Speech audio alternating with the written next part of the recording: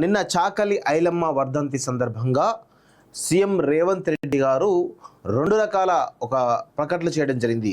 ఒకటి, చాకలి ఐలమ్మ మహిళా యూనివర్సిటీని ఏర్పాటు చేసేందుకు, అదేవిధంగా ఏదైతే కోటి ఉమెన్స్ కాలేజ్ అయితే ఉందో దానికి చాకలి ఐలమ్మ మహిళా యూనివర్సిటీగా పేరు మార్చాలని చెప్పేసి ఒక నిర్ణయం తీసుకోవడం కావచ్చు.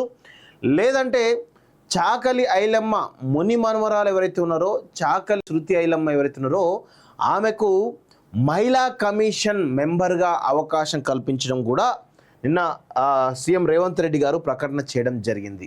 నిజంగా ఈ తెలంగాణ రాష్ట్రంలో మలిదశ తెలంగాణ ఉద్యమం ఒకటే కాదు, లేదంటే తొలిదశ తెలంగాణ ఉద్యమం ఒకటే కాదు, తెలంగాణ సాయుధ రైతాంగ పోరాటం నుంచి మొదలుకొని మలిదశ తెలంగాణ, తెలుగుదశ తెలంగాణ ఉద్యమం మొదలుకొని నేటి వరకు కూడా తెలంగాణ కోసం అనేక మంది తెలంగాణ పోరాట రూపాల్లో భాగంగా ఇక్కడ ఉన్నటువంటి పెత్తందారీ వ్యవస్థ అంతటిని కూడా పెద్ద ఎత్తున ఈరోజు దాని గురించి అంటే జనరల్గా ఈ పోరాట రూపాలు ఏవైతే ఉన్నాయో అటు పెత్తందారీ వ్యవస్థను వ్యతిరేకంగా పోరాటం కావచ్చు, లేదంటే ఆంధ్ర పెత్తందారీ వ్యవస్థను వ్యతిరేకంగా పోరాటం కావచ్చు, ఇవన్నీ కూడా దాదాపు అనేక మంది అమరులు కావడం జరిగింది, అనేక మంది పోరాటాలు చేయడం జరిగింది. దానిలో చాకలి ఐలమ్మ పోరాటం చెప్పుకోదగ్గది.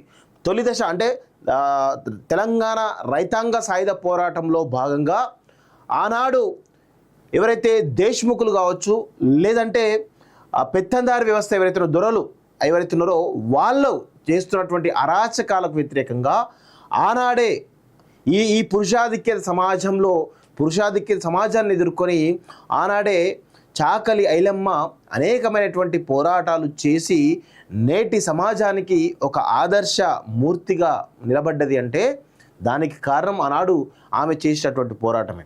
సో గత 50, 70, 80, 90, 100 సంవత్సరాలు కావచ్చు, ఈ 70, 80 సంవత్సరాలుగా అనేక మంది అమరులను, అనేక మంది వీరులను మనం తలుచుకుంటా ఉన్నాం. కానీ తెలంగాణ రాష్ట్రం వచ్చిన తర్వాత వారికి సరైనటువంటి గుర్తింపు లేదు అనేది మనందరం కూడా గుర్తుంచుకోవాలి.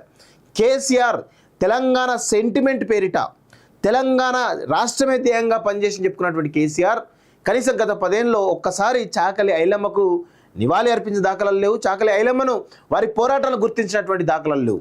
అదేవిధంగా దొడ్డి కొమరయ్య లాంటి వాళ్ళు, ఆరుట్ల రామచంద్రారెడ్డి లాంటి వాళ్ళు, ఇలా చాలామంది పోరాట యోధులను గుర్తించినటువంటి దాఖలాలు గత 10 ఏళ్ళలో ఒక్కటి కూడా లేవు. ఈసారి ప్రభుత్వం మారింది, సీఎం రేవంత్ రెడ్డి గారు సరే వాటిని తనను అడ్వాంటేజ్గా మలుచుకోవడానికా, లేదంటే కేసీఆర్కు బుద్ధి చెప్పడానికా, లేకపోతే తెలంగాణ సోయితోటో తెలియదు, కానీ మొత్తానికైతే కొన్ని డెసిషన్ తీసుకున్నారు. దానిలో భాగంగానే చాకలి ఐలమ్మ వర్ధంతి సభ నిన్న రవీంద్ర భారతిలో ఘనంగా జరగడం జరిగింది.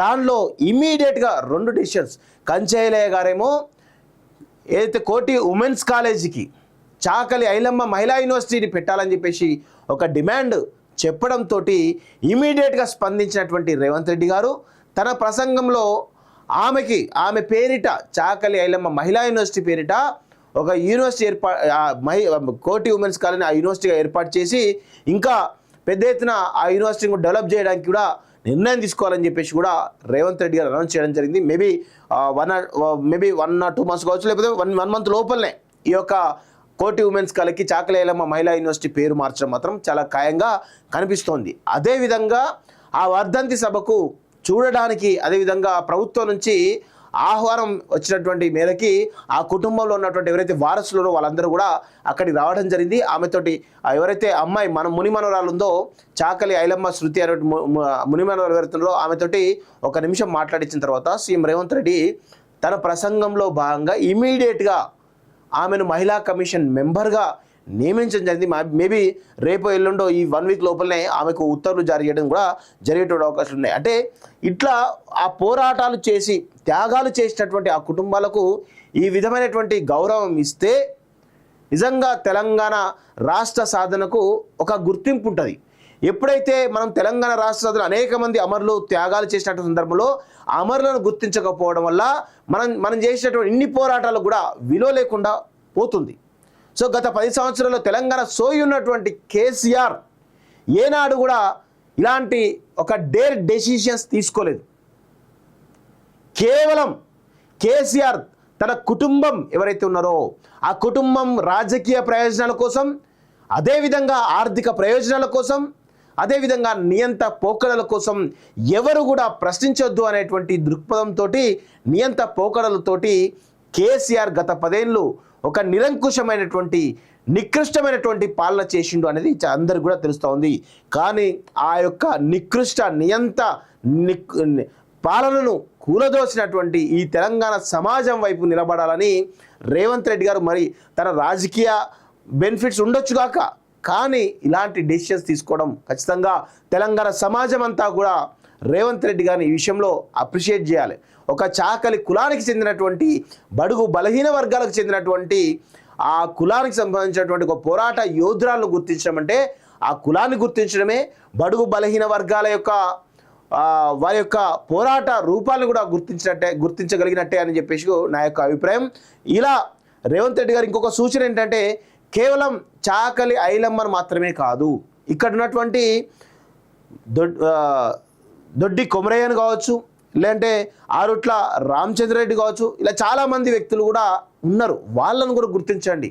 ఈరోజు ఆరుట్ల రామచంద్రారెడ్డి ఏ కులమైన కావచ్చు, కానీ ఈ తెలంగాణ సమాజం వైపు, ఈ ప్రజల వైపు కొట్లాడగలిగారా, ఈ పెత్తందారి వ్యవస్థ పైన వ్యతిరేకంగా కొట్లాడి ప్రజల వైపు నిలబడగలిగారా అనేదే ఇక్కడ ప్రధానమైనటువంటి విషయం. ఎక్కడ కూడా కుల ప్రస్తావన లేకుండా ఈ ఎవరైతే పోరాటాలు చేశారో వాళ్ళందరినీ కూడా గుర్తించాలని చెప్పేసి కూడా నేనైతే ఈ రాష్ట్ర ప్రభుత్వాన్ని కోరుతా ఉన్నాను.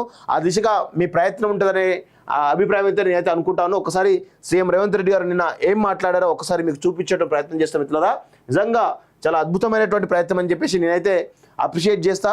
అదే విధంగా వేదిక మీద మా మహిళా కమిషన్ చైర్పర్సన్ గారు నేరళ్ళ శారద గారు ఉన్నారు. వారికి సూచన చేస్తున్న చాకలి ఐలమ్మ మనమరాలిని శృతిని శ్వేత చాకలి ఐలమ్మ మన్మరాలైన శ్వేత ఐలమ్మను మహిళా కమిషన్ లో సభ్యురాలుగా నియమించడానికి, మహిళా కమిషన్ ఉన్నదే మహిళల యొక్క హక్కులను కాపాడడానికి, మహిళలకు స్ఫూర్తిగా ఉండడానికి, మహిళల మీద జరుగుతున్న దాడులను తిప్పికొట్టడానికి.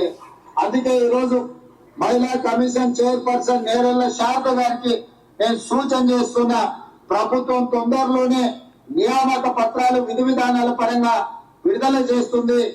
చాకలి ఐలమ్మ మన్మరాల్ని మహిళా కమిషన్ సభ్యురాలుగా నియమించడానికి ఈ వేదిక మీద నుంచి రాష్ట్ర ప్రభుత్వం నిర్ణయం తీసుకున్నది. మాకు కావాల్సింది ప్రశ్నించే గొంతులు, ప్రజా సమస్యల మీద పోరాటం చేసి వాటిని పరిష్కరించే వాళ్ళే ఈ ప్రభుత్వంలో ఉండాలనేది మా ఆలోచన. తప్పకుండా చాకలి ఐలమ్మ స్ఫూర్తి తెలంగాణ రాష్ట్ర ఏర్పాటుకు ఒక కారణం. మరి వారి కుటుంబ సభ్యులు ఈ ప్రభుత్వంలో భాగస్వాములుగా ఉండాలి అని మేము భావిస్తున్నాం. అందుకే చాకలి ఐలమ్మ మనమరాల్ని మహిళా కమిషన్ సభ్యురాలుగా నియమిస్తున్నాము. తప్పకుండా మహిళల హక్కుల యొక్క రక్షణకు వారు సంపూర్ణంగా వారి మాటలను బట్టి. సో ఇది చాకలి ఐలమ్మ కూతురు సంబంధించినటువంటి అంశం.